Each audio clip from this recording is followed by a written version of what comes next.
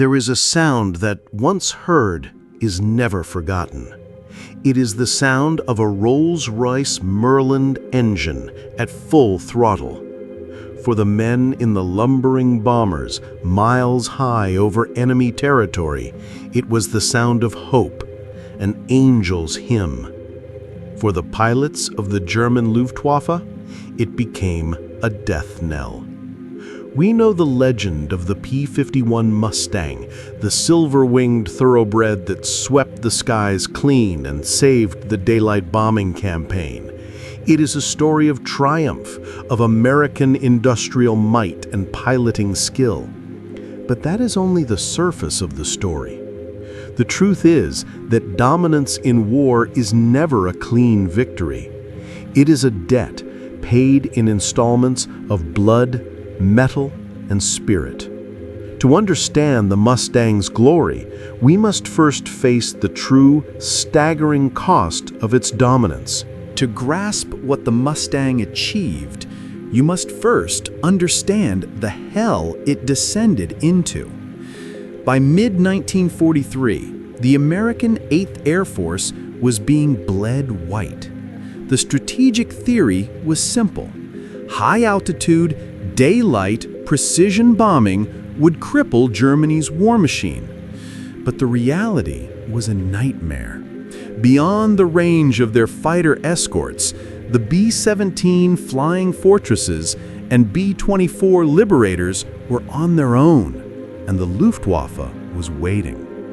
Missions against targets like the ball-bearing plants in Schweinfurt became legends of carnage.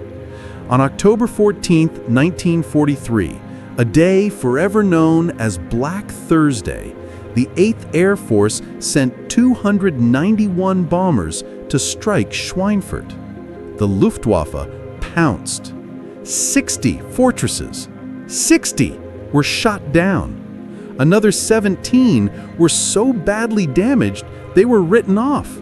That's over 600 airmen killed or captured in a single afternoon. The official Air Force report, in its cold, bureaucratic language, admitted that the loss of 60 B-17s on a single mission was a stunning blow. For the crews, it wasn't a statistic, it was a certainty of death. The 25-mission tour was a cruel joke. The odds were overwhelmingly against you. Airmen lived with a constant, gnawing fear.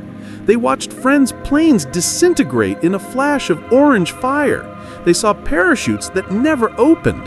The psychological cost was immense. A condition crudely termed flak happy was rampant, the visible manifestation of what we now know as severe combat trauma. This wasn't just a battle, it was a meat grinder, and the Allies were losing. The entire strategic bombing campaign was on the verge of failure at a cost of thousands of young lives. The Savior was not born of a grand design. The P-51 was initially offered to the U.S. Army Air Forces and rejected. It was built for the British, and its original American-made Allison engine was a fine power plant, but it gasped for air in the high altitudes where the bombers flew. The Mustang's potential was being choked.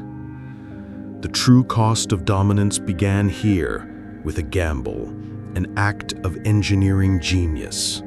The British, who knew a thing or two about engines, suggested a transplant, their legendary Rolls-Royce Merlin.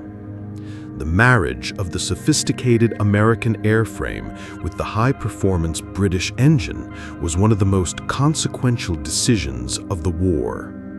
With the Merlin, the P-51 was reborn. It could now climb higher, fly faster, and, most critically, breathe in the thin, cold air above 30,000 feet.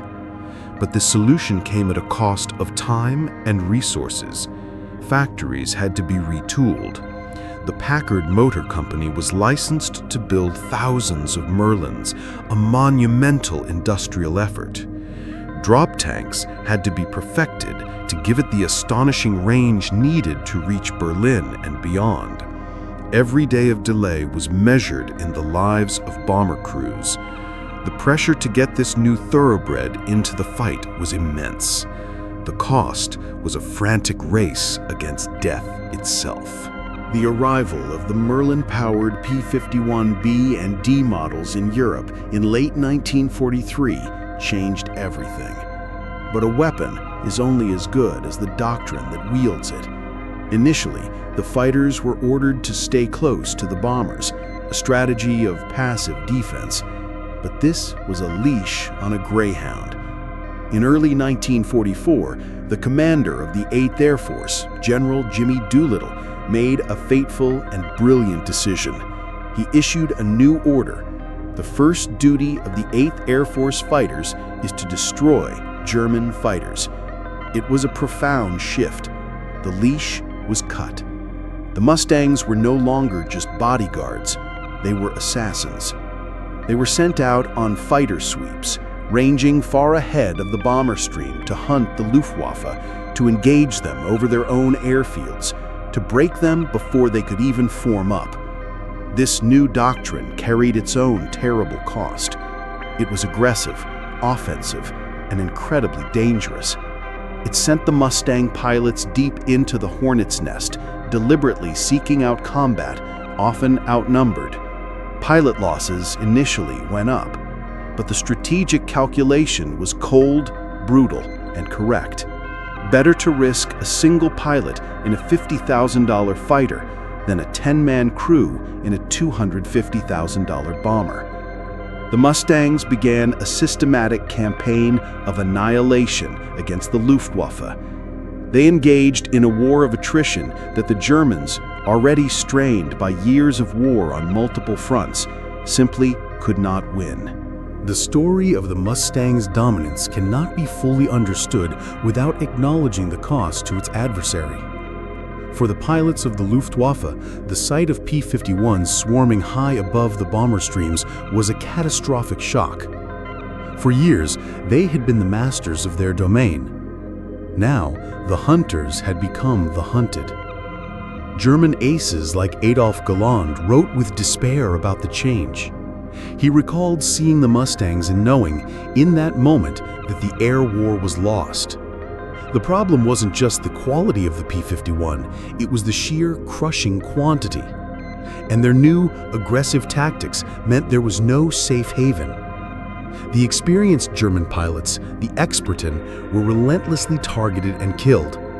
They were replaced by teenagers with barely 100 hours of flight time, thrown into battle against seasoned American veterans in a superior machine. The cost to the Luftwaffe was its very soul. Its core of experienced leaders was wiped out. German pilot training programs collapsed under the pressure. By the time of the Normandy invasion in June 1944, the Luftwaffe was a shattered force, incapable of mounting any significant opposition. The P-51 hadn't just defeated German aircraft, it had destroyed Germany's ability to produce pilots who could fly them. It was a strategic victory paid for by the lives of a generation of German airmen. The bomber crews lived with the terror of helplessness. The Mustang pilots faced a different demon. They were the instruments of that destruction. Their job was to kill, and they were terrifyingly good at it. A 4-second burst from the Mustang's 6 50 caliber machine guns fired over 100 armor-piercing incendiary rounds into an enemy aircraft. The results were devastating. But what is the cost of becoming such an effective killer? These were young men, many barely out of their teens. They saw their cannon shells tear into another human being's cockpit. They watched men burn. They watched them fall. Famed ace Don Blakesley, one of the most aggressive and successful leaders, famously told his pilots, "Your job is to shoot. If you see a plane with a black cross on it, shoot it down. Don't worry about who is flying it. He is trying to kill you and your friends." It was a necessary, brutal mindset for survival and victory, but it left a mark. The adrenaline of the dogfight was followed by the deafening silence of the flight home. The elation of victory was often shadowed by the image of the man they had just killed.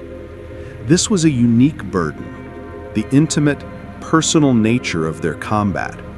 They paid for their dominance with a piece of their own humanity, a cost that the gun camera footage never shows, and the victory rolls painted on their fuselages could never fully express. In the final analysis, the P-51 Mustang was a war-winning weapon.